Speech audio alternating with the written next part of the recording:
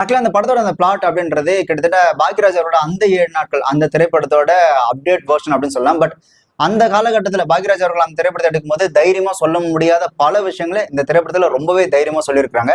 So அதுக்காக இந்த திரைப்படத்துக்கு ஒரு மிகப்பெரிய ஒரு பாராட்டியே சொல்லலாம். இவனுங்க இஷ்டமாயிருக்கு ஒரு படத்தை எடுத்துட்டு உடனே அதுக்கு வந்துட்டு நாங்க வந்துட்டு பெண்களுக்கு ஆதரவா ஒரு படம் எடுத்துட்டோம், ஹானர் கில்லிங்க்கு எதிரான ஒரு படத்தை எடுத்துட்டோம் அப்படின்னு சொல்லி இவனுங்க உருட்டு இருக்குல்ல, இருக்கிறதுல ரொம்ப ரொம்ப மட்டமான கேவலமான விஷயமா நான் அதான் பாக்குறேன். இதுல எதுல உண்மை? ரெண்டும் உண்மைதானே. என்னடா சொல்ற? அவர்கிட்ட வாங்கின காசுக்கு ஏணி சின்னத்துல ஒரு குத்து, உங்ககிட்ட வாங்கின காசுக்கு தென்னை மரம் சின்னத்துல ஒரு குத்து. ஆக மொத்தம் ரெண்டு குத்துனே. மூணாவது குத்து நான் குத்தவா? குத்துனே உன் கையை தரோளமா குத்துனே. எல்லா கட்சிக்காரும் காசு வாங்குறது, எல்லா கட்சியும் போறது. பகை இல்லாம போறீங்களா? ஓடா ஓடு. யோக்கிய உங்க வீட்டு பிள்ளையா நினைச்சு எல்லாரும் என்னை மன்னிச்சிருங்க. ஏண்டா பண்றதையும் பண்ணிட்டு எங்க வீட்டு பிள்ளையாடா நீ? அடிக்கடா அவனை. லைக் பண்ணுங்க, ஷேர் பண்ணுங்க, சப்ஸ்கிரைப் பண்ணுங்க.